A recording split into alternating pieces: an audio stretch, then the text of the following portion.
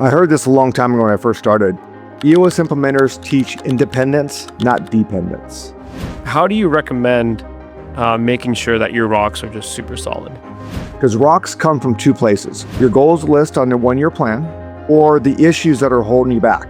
The thing you want to accomplish this year, or the things that are holding you back. That's it. And I tell my clients now, when time becomes an issue, when you run out of time, that means it's time to either delegate or hire people, or maybe not let somebody go because they're not doing their work that they should be doing. Something has to change because you're running out of time. How do you spot and resolve those visionary integrator disagreements? The visionary's job with the ideas is to make things simpler and easier for the whole company. The integrator is there to help the team execute. So they need to take that information, boil it down, and figure out how it's going to work. How do we know if we're winning or losing? You know, most companies don't. They make money and they're like, we're winning. And I'm like, tell me more about that.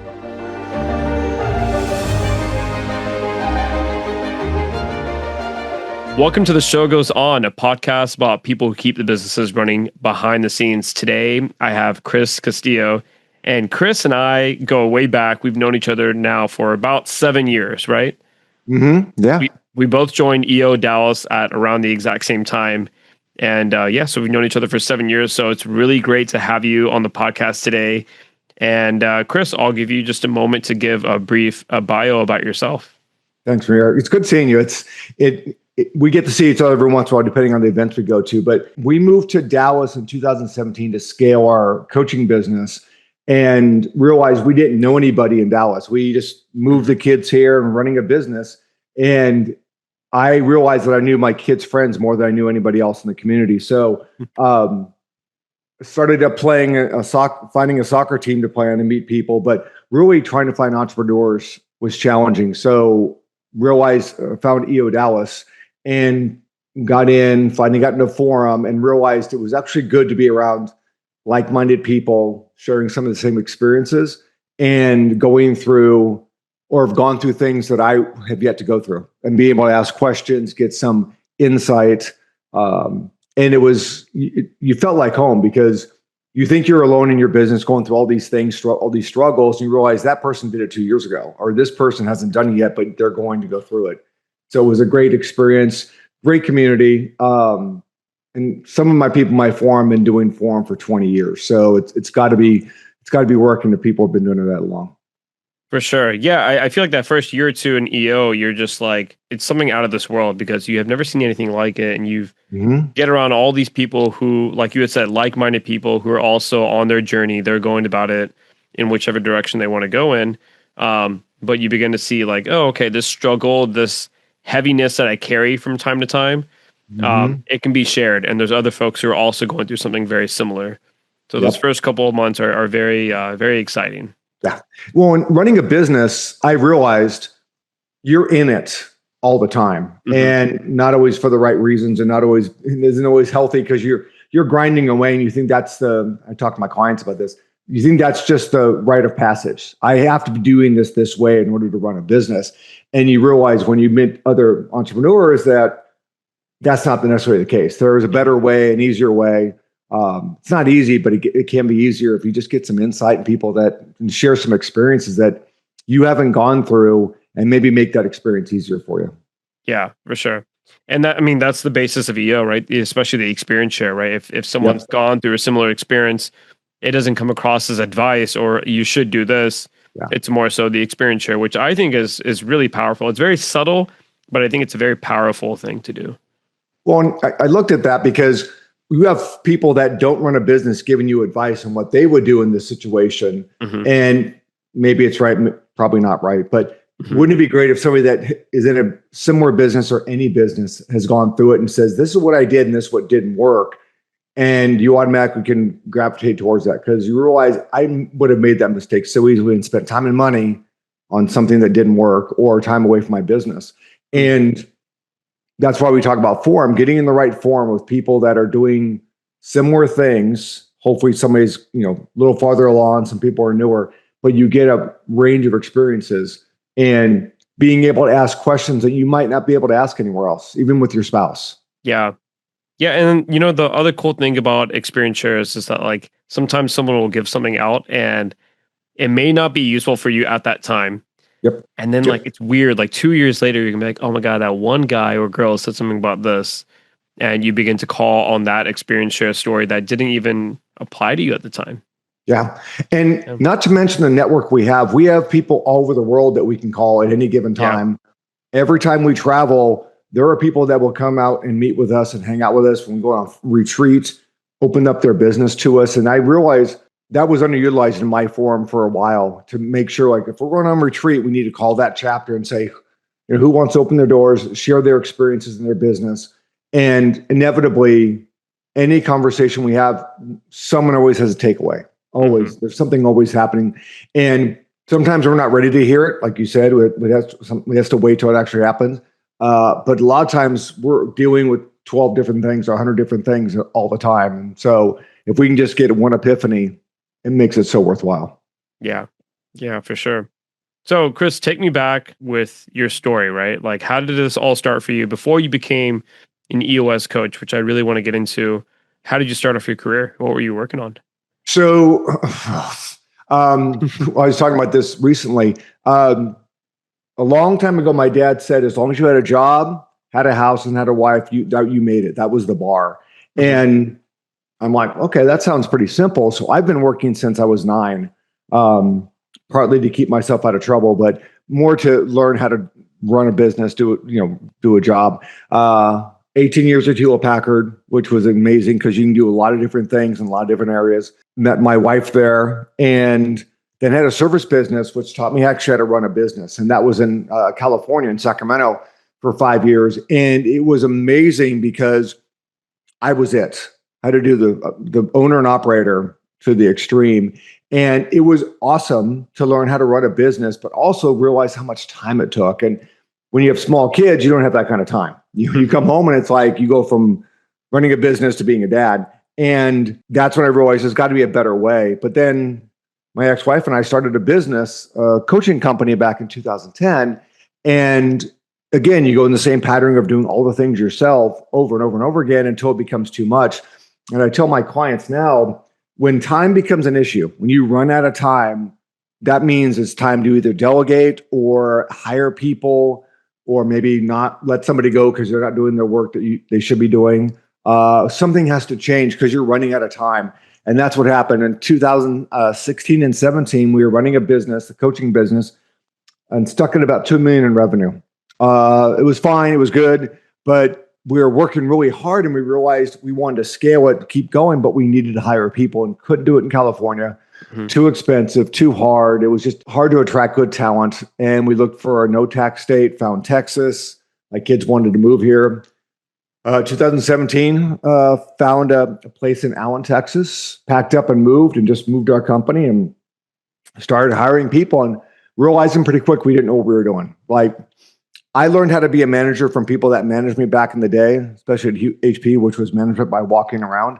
I said, you got it right. I assume you're good. I'm going to go do something else, and assume they just got the job, and realize that they need more than that.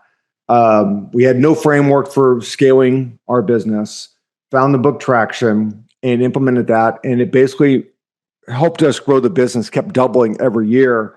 And by 2019, I exited, and a friend of mine, we were having a conversation. He said, whatever you did for your business, I want you to come do for mine. And I'm like, do I do the consulting thing and create my own thing, or just do EOS? And realized they had a program. I signed up in 2020 and got trained virtually, and then started looking for clients. And my first client was my landscaper, a family-owned business.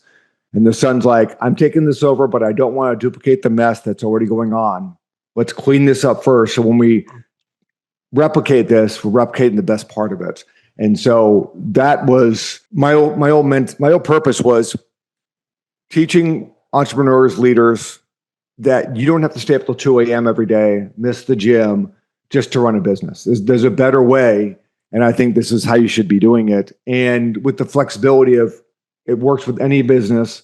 And if we can just get them to change their behavior and realize there's a tool that will fix that for you so you can move forward in your business and not get stuck here, it makes it so much easier. Yeah, for sure. And like I'm thinking about what you just said, and your timing has been like impeccable along the way. Like you left California for Texas in At the 2017. right time. Yeah, yeah, yeah. Amazing timing. And then you got into EOS 2020, which is like I feel like EOS has really exploded in the past 3 or 4 years. Yeah, Um, because we went when I joined, I was the 12th implementer in Dallas, and we wow. were basically a membership. So what I mean, we had a lot of people doing a lot of things, but also doing US. So Hmm. they had their own company, but they were an implementer. Hmm. In 21 and 22, they went to a franchise model. So everybody signed that moved over was an EOS implementer, and that was first and foremost. Hmm. And they sort of became a really good, solid company, a solid marketing group, and they started actually putting their name out there and becoming a leader in in a business operating system Yeah. space. And obviously, we have a lot of competitors, but I think we do a real good job of getting our name out there. And our job as an implementer is to reach as many people as possible and explain what it is and what it is not, and see how it can help their business. Yeah, for sure. I also like what you said about delegation and time, right? When you're running out of time, that's the first signal like, oh man, I should probably be delegating something that I'm working on. Like this is not Yeah. sustainable over time. Well, and what happens is humans, we're imperfect. We get busy being busy, and a lot of times we do things that are easy and quick because we like the check the box. And the Hmm. reality is the hard things are the ones that are really need to get done in order to make money for the business. And when you are the owner operator, you're doing all things, and a lot of times not doing it well. And if you're getting to a point where you're making money and it's great, but you don't know how you're making the money, and then when it stops, you don't know how it stopped. When we get to the point, we start breaking all that down. Let's seeing here's what you should have for a structure, and where are you in all these seats? You're typically in too many seats. And the reality is, when you're in too many seats in a business, you are actually holding the business back, because Hmm. you can't be being the visionary and also being the ops guy or ops person, because you give less than 50% in each of those seats. So you're really holding the team back. And when we talk about team, we get people from 2 people on their team to 6 or 7. Then it becomes really crazy, because the more people we have in the business, the more complexity creeps in. That's where people will be crystal clear on the plan, crystal clear on their seat, and know exactly what they're doing and why they're even doing it. So they know when they start getting off track. Like, you know what? Because it happened to me running the business, and then having to micromanage somebody in the business takes away from you doing your job that makes money. And then you realize pretty quickly, or not, that I've been spending all my time over here when that person's really not the right person in our company. Hmm. Or I didn't train them properly. I didn't have a documented process for them to actually do their job. And as people get busier and busier, they don't stop to fix things that will make it easier down the road, because they don't have time. Hmm. That's where we talk about, let's slow down and look at everything that's going on and only pick the most important things right now and just chip away. Let's start doing that right now, because next month Right. we'll have something new, or next quarter. Right. One foot in front of the other, right? Yeah, one piece of the elephant, because everybody's like, everything's important. No, it's not. Because if everything's important, nothing's important, and you won't get anything done. And you'll look up and it'll be 9 months later, and we have no more time in the year to make money, or we're behind. And so time is your biggest asset, but also your biggest enemy if you're not really careful with it. Yeah, for sure. And I was asking someone else this the other day, but like when you're working on your rocks, because I feel like that's one of the most critical part of Yes. the quarterly, besides making them smart, like how do you really set good rocks? Because I feel like if you can walk away from a quarterly feeling proud of the rocks you set, you can almost pat yourself on the shoulder and say, okay, that was a Yeah. good quarterly, especially as an owner, because then you know what your team is going to be working on for the rest of the quarter. And it's like some stress is leaving your body because you're like, they know the plan, they're aligned. So Yes. how do you recommend making sure that your rocks are just super solid? Um, well, in our process, I mean, we're with the client on a quarterly basis for a whole day, and we go about starting from the beginning. We go about talking about, let's review last quarter, what worked and what didn't work. Hmm. What worked, we should celebrate, and what didn't work, we're going to plant that seed for later in the day, because it's going to come up again. Because that rock was too big or not written smart and it wasn't done, it becomes another issue and maybe another rock down the road. But it also tells us a little deeper that, Jane had that rock for 3 quarters in a row and she still hasn't got it done. What else is going on here? gives us opportunities, whether you like it or not, to dig a little deeper in what's going on with that person if they can't get things done. But we want to make sure, let's see the last quarter, what worked, what didn't work. Let's look at our VTO and make sure we're all still agreed on the plan. Do we all still agree our core values, our core focus, where we're going in 3 years? So everybody can see the picture of, yes, this is who we are. This is where we're going in 3 years. And then we look at our 1 year plan. And if we're in quarter 2, we have a 1 year plan with goals on it. The question is, when are those goals going to be, when are we going to work on those? When do we have to start putting rocks towards those goals? Because probably they were sooner than later. And that sets a stage for when we decide what rocks look like. Because rocks come from 2 places. Your goals list on the 1 year plan, or the issues that are holding you back. The thing you want to accomplish this year, or the things that are holding you back. That's it. You're talking about the 1 year goals that you make, like in the annual. Yes, in the annual we do the entire VTO we redo it every single year because things change. And we get clarity and we start saying, you know what, we don't think we're going to have that in 3 years, or we already got it done. We just refresh it and make sure everybody's on the same page. Why are we doing what we're doing? Where are we going? How we're going to get there? And then we do a 1 year plan. Ideally, all the goals from last year have been achieved. Or if some have not, they decided we didn't need that anyways. We predicted wrong. It's okay. We took it off. And then we come up with a whole new set of goals, 3 to 7 goals for the year. And they're pretty big things, typically have more than one rock attached to it. But we do this for a reason. We do it so the leadership team is accountable for start doing these rocks, but also as we roll this out to their departments, because leadership team people have departments typically. And what happens is when leadership team, the ops person has 2 or 3 rocks, they take those to their department, and then now the department breaks that rock down. Now we have, rather than 7 rocks for the company, we have 25 rocks for the company. That's where the magic happens, where things start taking off. We start with the leadership team and get them good at setting rocks and executing on the rocks, and then they teach the people below them. So now we start getting everybody doing the same thing. But again, we whittle it down. We go from big picture of, where are we going long term? Where's our core target, our 10-year target? And then whittle it down 3 year picture and then 1 year plan. And then we look at the issues list and talk about, are these issues relevant for this quarter or not? If they're not relevant, we put them on long-term issues. So then all we have is the goals for the year and the short-term issues. And then we look at those and leadership team, and this is critical. The whole leadership team looks at those 2 lists and pulls what they think are the most important things this quarter. Not what they want to do or whatever, but what they have to do to be successful to get the 1 year plan accomplished. And then we decide which ones are the most important, because it's amazing. 5 people in the room, they'll come up with different versions of these rocks. And that's the key, is we all make sure we're on the same page here.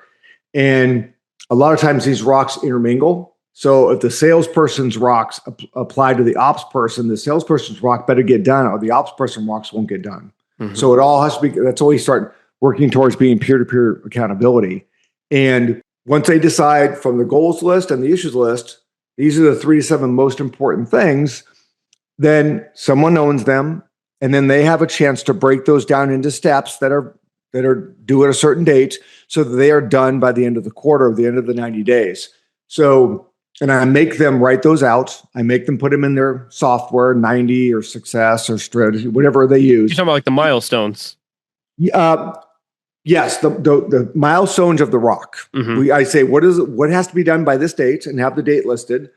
And when you say you're on track, anybody can go into the software and look, yes, those things are checked off. Or let's say something happens to somebody and they're out sick. The integrator's got to take over, and they can see the exact on the list what has to get done, and they have a fair chance of making that happen, right? Somebody leaves, they get a replacement. Here's your rock for the quarter. I think you can do it. Here is what they made out, and here's how. Here's the framework. So the idea is we're always working to write things down and make them usable for the next person up. Don't keep it in your head. Don't, say I'm on track and don't have any evidence of what you're actually doing, because people that say they're on track every quarter, every week, and at the end of the quarter, they didn't get the rock done, that's an accountability issue. Something's going on there. And the leader, integrator, or visionary has to talk to them and find out what's going on with this, because you're letting the team down. But to simplify it, we get our rocks from the issues list and the goals from the 1-year plan. That's it. Nothing else matters. Yeah. People try to bring other things in. I'm like, no. You pick these goals, and these are things you've been complaining about. What are you going to do about them? And then the only question is, you get to decide when you're going to do them. And if you let other things come in and take away from that priority during the quarter, that's an issue too, because you're either not predicting very well or you're easily distracted with shiny things because, oh, look, that looks like fun. I'm like, no, we need to get this project done because this rock is number 2 of 4 of this whole year. We got to get this done. Mm-hmm. Yeah, I think when you put it like that and try to make it as simple as possible, and that's one of the reasons why I love EOS, is because you pick up that book for the first time and you realize, oh, okay, this is not business fluff. This is a very practical guide on how to run your business. And sometimes it doesn't have to be as complicated as we make it out to be. So even what you're saying with the rocks, it's as simple as, hey, check out the 1-year goals and then figure out what's standing in the way, right? Or your issues list, what's not working, and merge the two. And then out of that, you should probably land on some really solid rocks then. Yeah. And the integrator is a really good integrator will start seeing little things like, we've had that same issue on the list for 6 months. Mm-hmm. It's probably either he needs a rock or it needs to get done. And the only question is, how much time does it take? And when the team gets through their rock picking, and I put all the rocks on the board, and I go through each one of them, and I say, is this really a rock? Will this take more than 14 days to get done? Yes or no? And that's it. If we simplify it down to yes or no, then they are the ones deciding how big or how impactful these things are going to be. Sometimes they're really a to-do. So everything's based on time, right? We talked about time earlier. So what has to get done? What's the biggest impact? And how can you utilize those 90 days to make the biggest impact in the business? And I use the example of like a CRM. People have been using Excel forever, and somebody's like, I need a CRM. It's going to take a rock to do it. But a rock might be picking out the CRM. Another rock might be training everybody, right? So it's really 2 rocks of one thing that's been a goal for 2 years. Mm-hmm. Those are the kind of things that I need to have them start thinking that way. What does this look like? What's the impact? Is it the highest and best use of our time as a leadership team for this quarter? And a lot of times, as we start with a client, they'll do things that should have been done by the sales team a long time ago, but they're just not ready yet.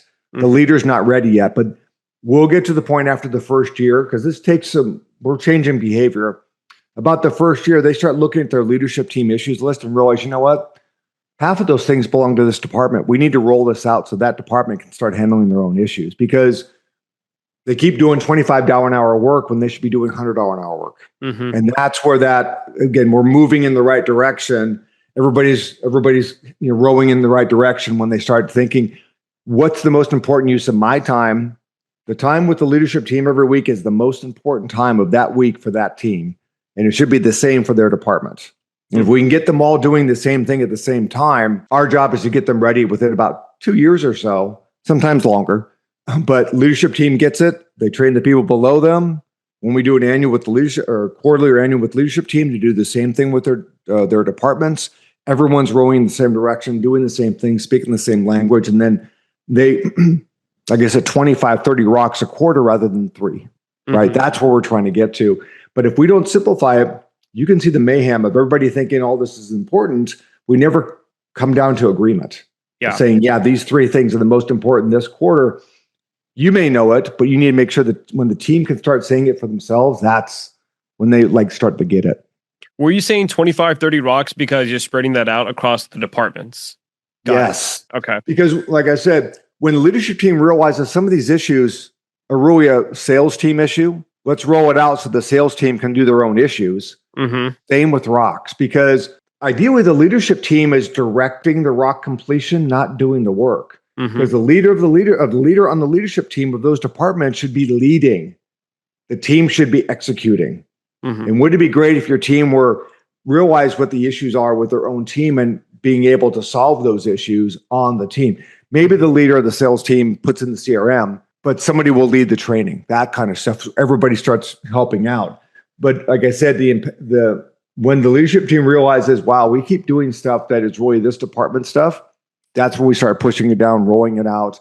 So they can start thinking about, what's the next location for our business? What's the next, those kind of discussions, rather than why is James always late for his sales team meeting? Yeah.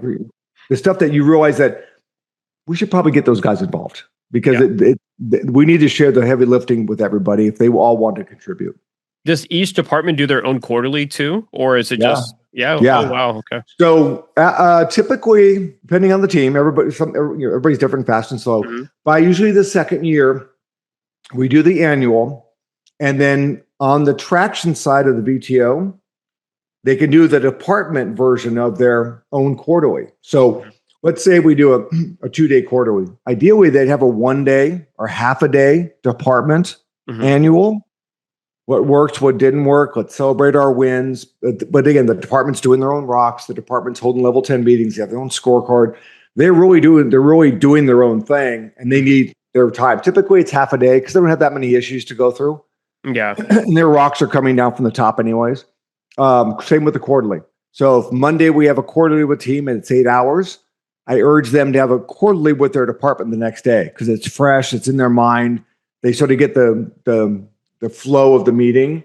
And then Monday's leadership team quarterly for half an hour, half a day, a full day. Tuesday would be the department quarterlies for like half a day or so. And then Friday would be the state of the company address, where everyone comes together and the leadership team goes over the VTO just like we did for the week. Make sure everybody's on the same page, ask questions, talk about the core values, talk about what worked and didn't work last quarter and what the plan is. So that everybody's on the same page, repeat ourselves often.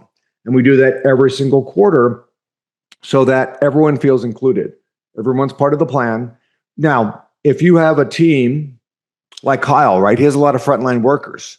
They may need a video for an hour, and that's all, because they can't get everybody together physically, things like that. Yeah. So you can do Kyle what you Dillos. Yeah. Yes, the Dillos, yes. Okay. But the GMs need to be part of that. Yeah. Right? And so figure out how to make the leadership team time and then the GM time together. So again, we're all on the same page, because we need to repeat the VTO over and over again. And people were like, why do we keep doing this? Well, it's here. Why is that? Remember last time we talked? Because people forget. Yeah. They lose track. And you're bringing new people on all the time, right? Yes. And so we forget what feels like secondhand nature to us, because we've been repeating it over and over. Yeah. You have new folks coming in and out, especially with retail. I'm in the retail business as well. There can be attrition from time to time, right? Or if you're adding on stores. So, that's when the repeating of the VTO becomes so critical. Well, I call it setting a standard. Like if you played sports or you did anything where you go there and you're the new person, they said, this is what we do here. Yeah. Questions asked. They know exactly what they're getting into or not. They don't have to be here, but it makes it crystal clear of what we're doing and why we're doing it. Yeah. And it makes it easier for them to understand this is why you're here and why you're important. But if we have ambiguity, it causes complexity and people forget why they're there. And they lose, they don't want to be here anymore. They're like, what am I doing here? I mean, I saw a lot of that in corporate. People just, punching the time clock to a 9 to 5 and that's it. They don't really understand what they're doing and why it makes sense, because we're too far down the line when it comes to all that. With a small entrepreneurial company, everybody matters. Somebody doesn't show up for work, it's going to affect everybody. So we're just trying to get them the right cadence, the right habits, so that when the team turns over or expands like it always does, the team is like, this is how we do things. Monday at 8 a.m., we have a level 10, no questions asked. You're here and you better be prepared. If you're not prepared, you're going to get called out. And again, setting a culture that will execute, but it does it in a loving way, but also we're responsible for each other. I know what you're doing-ish, but I have my job to do, and you know what I do to a certain point. And we're there to execute and build a business and, celebrate the wins. But we need to have a plan of what that is. How do we know if we're winning or losing? Most companies don't. They make money and they're like, we're winning. And I'm like, tell me more about that. Yeah. How do you handle visionary integrator disagreements? Because sometimes they're very aligned, right? Especially because integrator can really understand the vision. Yeah. But I feel like sometimes the visionary can't really do what the integrator can do when it comes to execution. And so there might be tension when it comes to that. So Oh yeah. How do you spot and resolve those visionary integrator, disagreements? Well, as being the objective person in the room, you can see the body language sometimes, Mm-hmm. or I've seen this with a visionary will talk over the integrator when it's the integrator's turn to talk. And we just have to handle it that way. Typically, we handle that with a same page meeting, but a little deeper than that. Is this the right pair? Because when I started 6 years ago, they were saying for every 4 visionaries, there's 1 integrator. So that's not a good ratio. You need to have somebody that you can love and trust, and it gets you. In my experience with my ex-wife, we had to come up with a way to work together. And fundamentally, visionaries have 10,000 thoughts a minute. Mm-hmm. And those thoughts take time to execute. So I tell her, your 5 seconds of thought is 5 weeks of my time. So you need to, when you throw it over the wall, I got it, but I'm going to tell you it's either this quarter or next quarter, because we have a plan. And if we have a plan, if that idea helps us execute this quarter, great. If it's a distraction or it's something that we might do later, I'll say, I got it, but not right now. That way she felt heard and felt like her ideas weren't going to waste. Right. And I would just keep track of them. That's how we work together. But almost every VI duo is different, and they have to find that common ground of, it also depends what the visionary wants to do. I know a visionary that he wants the team to run the business because he wants to have them run multiple businesses for him. So he's going to be out and about fighting the business. They need to run the day-to-day. And so as everybody's clear of, he'll be here Monday and Friday, and that's it. And everybody else do your work, as long as we're on the same page with that.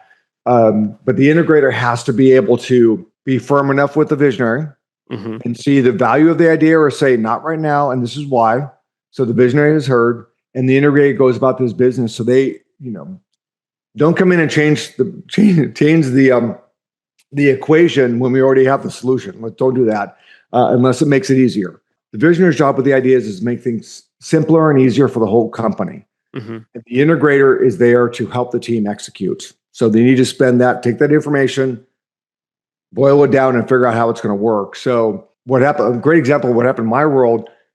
Brooke would find things that I didn't have time to look for. The website was broken, this and that. And I'm like, that's good to know. That becomes an issue. We just solve it. But those are the kind of things that we need to have a rapport for. That you come up with the idea, I have to find the solution, but also make sure it never happens again.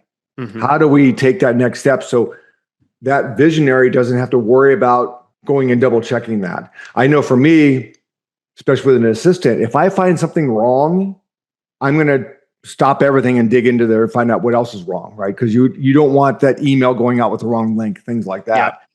Same with the visionary. So it puts the integrator in a tough spot, but we want to fix it, make sure it never happens again. We do our best, but that's what typically happens a lot of times, that they come up with a lot of ideas. We have to sift through which is going to help us or not, push off to the next quarter. Yeah. And then the same page media keeps us all together. That's the gift and the curse of the visionary, right? The gift is they have a lot of ideas. The curse is sometimes there's too many ideas, and the integrator's job is to really break it down into actionable plans. Yes. So determining, hey, this is great for this quarter, or we should probably tackle that next quarter. So let's just pause it. But a great question. Yeah, a great question to ask, especially when the visionary integrator they're still working out their relationship. The integrator says, what do you want me to stop in order to do that? Because some visionaries have no reference of time. Again, they have an idea and they think it should be done yesterday. They walk through and like, why isn't that picked up? I had a client like that. And again, getting on the same page is like, hey, what do you want us to stop doing in order to take time for that? And if they say you need to do it all, you can't. I mean, that's just, it's a reality check a little bit. Some visionaries are hard to work with. Yeah. And I get it. And there's issues there we have to resolve, but a lot of it is, that's why there's integrators, in and out of business. We have a lot of fractional integrators because they may only need a part-time because the visionary, it's a small business or whatever it is. But yeah, we have a trust and, being able to have some healthy conflict between the two people so that we can get to an agreement. Because if we don't have that, then it becomes, we talk about that's a Lencioni trust pyramid. If you don't have healthy conflict, there's no way you're going to get great results. Because that means there's a lack of trust, first and foremost, which means it's not going to end well for the integrator, because if the visionary opens a business, it's, you need to have a level of trust so you're going to have healthy conflict. And then we get commitment and accountability and so forth. But fundamentally, if I don't trust, I had a client like that. He was, for years, didn't trust his integrator. And it's like, why didn't you bring this up? It's like, I thought it'd get better. Yeah. That takes time and attention to get better. But you got to trust somebody. They can't just come in and you assume they will just fix it and do it your way. It's a person, it's a human. So we got to find a way to be on the same page. We have the same page meeting for that. And sometimes I'm in forum and I ask a question like, have you had that conversation yet? No. Like, well, you might want to have a conversation first before you hold a grudge, because we assume a lot, but we just say, tell me more about, I even say, just ask a question. And a lot of times they'll tell you exactly what's going on and maybe something you haven't been doing to help them out. I like that question that you had said, what do you want me to pause in order to start working on this? Because, in life, in business, there's trade-offs. So if you want to start working on this, something else is to take a back seat. Yeah. Because if you just keep piling on, you're going to be mediocre all the way around them. Yeah. Well, and again, website goes down. That's pretty important. Everything needs to stop to fix that, especially if you're doing e-commerce, things like that. But keep it in perspective. That's why we have a plan for the quarter. Here's our rocks for the quarter. That's what we should be accomplishing: revenue and profit, things like that. These are how we measure ourselves. And if visionary keeps coming in with new ideas, it's like, first off, is that aligned with the plan? Yes or no? If it's not, what are we talking about? So that's why sometimes a quarterly is always fun, because the visionary will have lots of questions about which rocks are important, but the rest of the team is like, we need to be doing this. Like, we've been talking about this for a while. And the visionary is like, it should have been done already. And the people are like, we just hired some people and that person left. So there's always a trade-off. But again, we fall back on the VTO. This is the plan. Where are we going? How we're going to get there? And this is what we're going to be doing this quarter. If it's not helping us achieve that, then we probably should wait till next quarter. Right. Where have you seen EOS evolved in the past 6 years? Because you've been part of it now for over 6 years. Yep. So how has it changed since you've first gotten involved? I think the confusion about what EOS is and how we do what we do has been much clearer after we went to a franchise model and actually started investing in the marketing team and, going on Sirius XM, and people start hearing EOS. At the same time, more competitions come in and, try to ride that wave as well. I think our numbers that we talk about every quarter, how many companies we work with, it's like over 30,000 companies run on EOS worldwide. We have a worldwide presence. We're trying to get to 1 million customers running on EOS. 100,000 with an implementer, 1 million total. Because a lot of people self-implement, which is totally fine as long as they do the little things, and we're glad to help them. I think that's it's one thing different. We're not a consultant. We are teaching a system, and then we get out of their way. So our job is to get ourselves replaced when they get it. Once they get it, they get it. They want to run their own meetings. They're happy. Somebody knows how to facilitate a session. Then they've gotten their time back to actually do that kind of work. That's critical too. And then we all know that they're ready to graduate and they move on. And then they're a self-managed company. And I think we also get callbacks after 2 years because the leadership team changes. They get sold, they get bought. Yeah. And they're like, hey, we lost some traction here. We need some help. Yeah. And we're always wanting to do that too. So I think the way we do business, the way we have our guarantee, we don't take contracts. We work session to session. Our job is to teach them the system and get out of their way. If they don't like what we do, we don't get paid. So it's we have a lot of trust with our clients.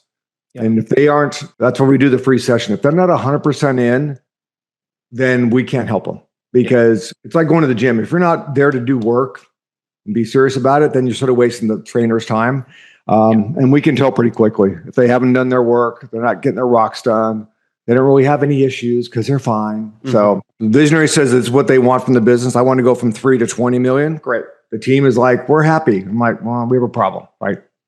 our job is to point that out and help them solve those and move forward. And doing it in a loving way, but also being able to call them out and say, you said this, is this still true? What's going on?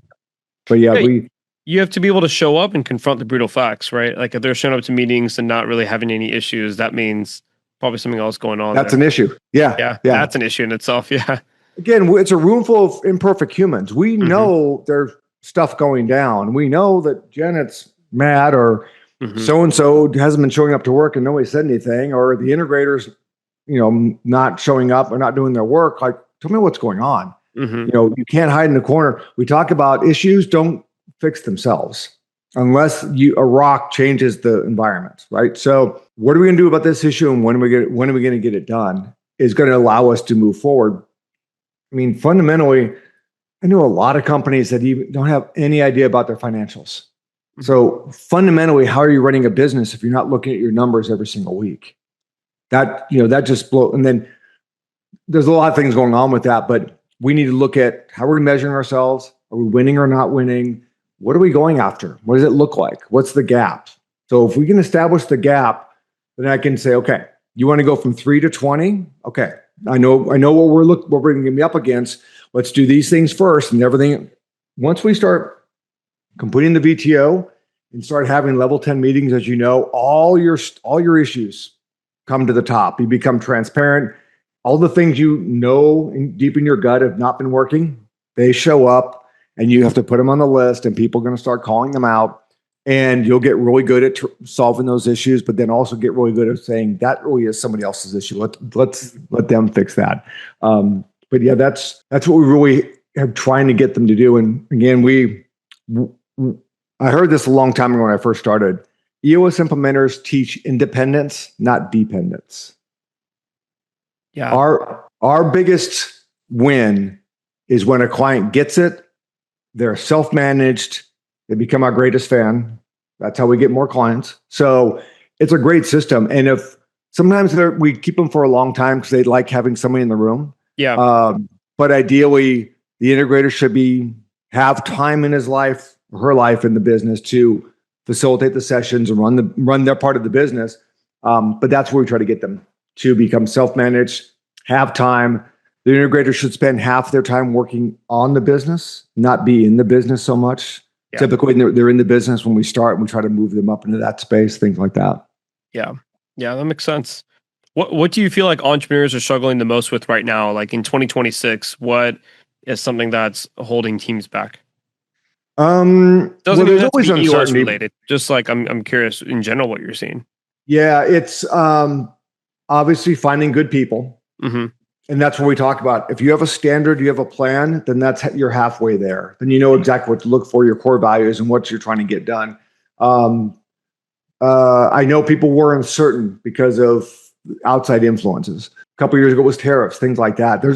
All that stuff's going to always go on. So I try to talk about what can we control? What are the things you have to worry about that we can control? Let's work on that. The biggest one lately has been people, trying to get good quality people and not letting the ones that aren't not the right person in the right seat, not letting them go because they're afraid of not finding anybody to replace them when they know that person's not a good fit. I think that's been the biggest challenge.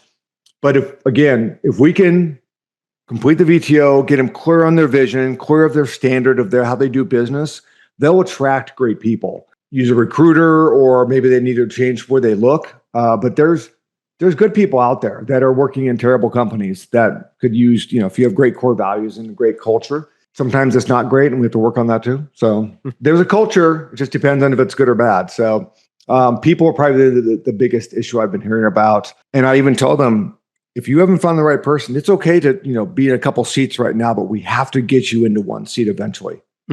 Otherwise, you're going to be the limiting factor in the business. You'll burn out eventually. Yeah, but it's not scalable, it's not repeatable. To fill multiple seats rather than have the wrong person, right? Because that will also set back eventually. Yes. And it's not healthy. It's not healthy for the person being in multiple seats because they always coming up short. You're never done, and you're working on the weekends, and you come back on Monday and it's a dumpster fire. And you can't go on vacation. I had somebody on vacation that got called every day, and I'm like, here's the deal. If that happens, you should those are indication of things that aren't working in your business that you could probably solve with a process or with training. So they never call you again. Yeah. So those are the kinds we would talk about. Issues that come up are opportunities for maybe fixing a people problem or fixing a process problem. Those are typically the two biggest limiting factors of a business. Yeah, makes sense. Chris, really enjoyed today. I want to end with a couple of rapid fire questions. Sure. So favorite book? I just finished again, Start With Why, Simon Sinek. Okay. Nice. That was good. I'm on From Strength to Strength, talking about how we as humans get really good at one part of our lives and then it sort of diminishes and we have to get good at another part of our lives. Oh, I heard about that one. Yeah. It's good for people thinking about retirement or about the next chapter. I honestly have a lot of books I haven't finished yet. I have a stack of them. I need to spend more time, but yeah, it's between a hard copy and audiobook. So Strength to Strength is the one I'm on now. Nice. Okay. Favorite city to travel to?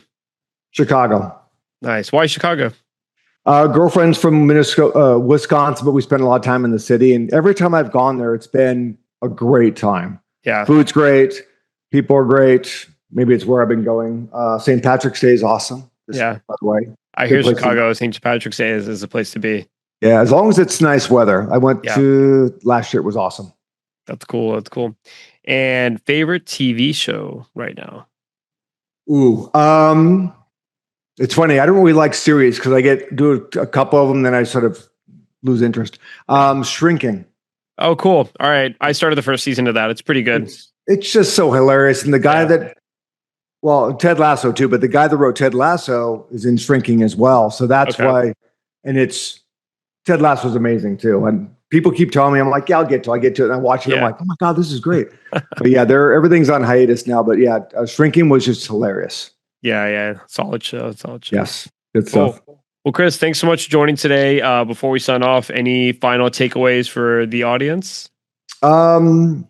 If anybody's running a business and you want more from your business, ask any EOS implementer. We'll send you a free book of traction and it will change your life. Guarantee it.